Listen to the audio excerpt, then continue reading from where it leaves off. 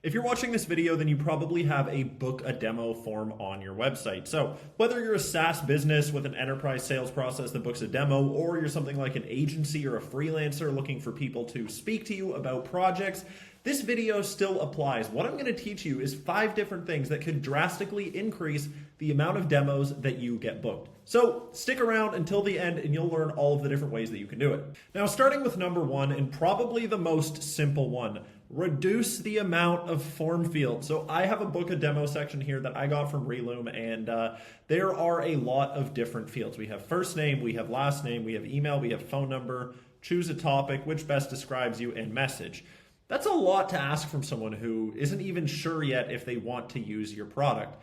Limit this as much as you possibly can. I am talking first name, last name, probably not necessary because you have an email, which likely includes their name. Phone number as well. Do you really plan to do anything with that? If not, just get rid of it. Then choose a topic. Well, probably not going to need that one either. Which best describes you? We can leave that one in. That's simple because it allows them to just go ahead and select one. Message as well, we can go ahead and remove that, except the terms, we probably need that for legal purposes. So we have just chopped this down from like 6 different questions down to 2. Now, I do understand that you may need that information, so don't just go ahead and go crazy deleting absolutely everything. Think about what you need and what you don't need. However, try to look at it very critically and remove anything you possibly can. Now, the reason this is likely to work is because there could be people who went on your site, they're interested, they're not quite sure, but all you need to do is get them on a demo call where you're going to convince them. And the more friction there is in between right now and that demo call,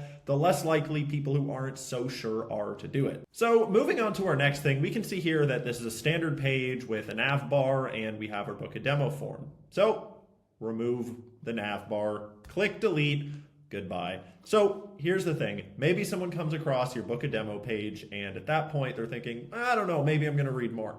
If you have a nav bar, then they're going to go to another page, they're going to get distracted, and they may not book a demo. Once you've got them into that book a demo form, a very simple trick that's also very likely to work is simply removing options.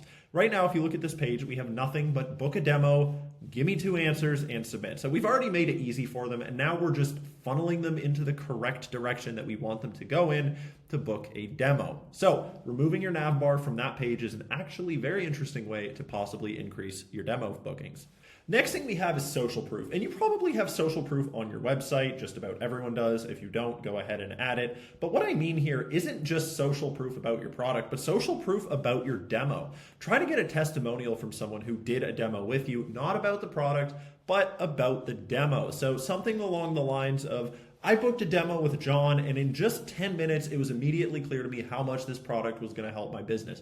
Just something like that is going to show people, hey, someone went through this process and they enjoyed it. So I'm going to go ahead and just build something out so you can see exactly what I'm talking about, and then I'll show you. So just like that, right below the submit button, we have this testimonial right here. So the simple goal is to show someone that not only is your product good, but your demo is also good. And I know it seems simple, and it is, but I promise you this one is going to increase your conversion rate. You're never worse off by adding social proof. So moving on to tip number 4, explain what's going to happen in the demo. So me personally, I don't really like talking to people if I don't have to. And yeah, if I'm booking your demo, then I'd really like to know, why am I doing it? What is going to take place in the demo? Are we just going to talk about the weather for 40 minutes?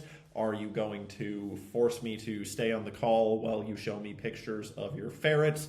What's going to happen? I know that's not going to happen, but still, explain the process. Let me give you an example. So now, right here in the text, it says book a 30-minute demo with Bob, and we'll set up Optibase on a demo site and show you how easy it is to set up an A/B test. So what we're doing here is, first of all, we're saying it's 30 minutes. Bob is a person. We're going to set it up on a demo site so you don't have to worry about anything breaking, and we're going to show you how easy it is to get set up. So if I'm someone who's interested in this Optibase product, then I know that this demo is going to actually do what I want you to do. And my final recommendation for you that is very likely to increase it is this. So we've made a lot of progress on our book a demo page here. The context is a lot greater. The requirement for the visitor is a lot lower since we've removed these form fields. We're showing them some social proof, and everything is all well and good. However, this is a standard form process where they're going to give you some information, you're going to respond and try to book a demo with them, and it's just kind of clunky at the end of the day. But thanks to things like Calendly and Cal.com, well, people can just book a demo with you instantly. So if you do not have a calendar app like that set up yet, my recommendation for you is to try it and add something to your site where someone can simply book a slot that agrees with them. I know it's not quite as on brand if you have like an embedded Calendly link in comparison to a nice form, but at the end of the day, what matters more, a pretty form or getting those sweet, sweet clients? So the thing about your demo page is that it is extremely important, and everything that I'm sharing with you today is very likely, and from my experience, is going to boost your conversion rate. That being said, you do not necessarily know that, and my recommendation to you is to not just listen to me blindly. Instead, go ahead and set up an A/B test. So take whatever version of your book a demo form exists today, and then make a whole bunch of different variants of things that I talked about today. So one of them, it could be the same form with a testimonial. One of them, it could be the exact same flow, but with an instant booking. One of them could be exactly the same and have a bit less fields for people to fill out. And then one of them can implement everything that I told you about today. And if you run that as an A/B test, then you are actually going to find out for sure which one is more likely to increase conversions. So if you don't know how to set up A/B tests, go to our channel. We have a whole bunch of videos showing you how to do it in both WordPress and in Webflow. So that's it for this video. If you try out any of these and they work, go ahead and let people know in the comments below if it was good, if it was bad, or what you think. So that's it for this video. I'll see you in the next one, and have a great day.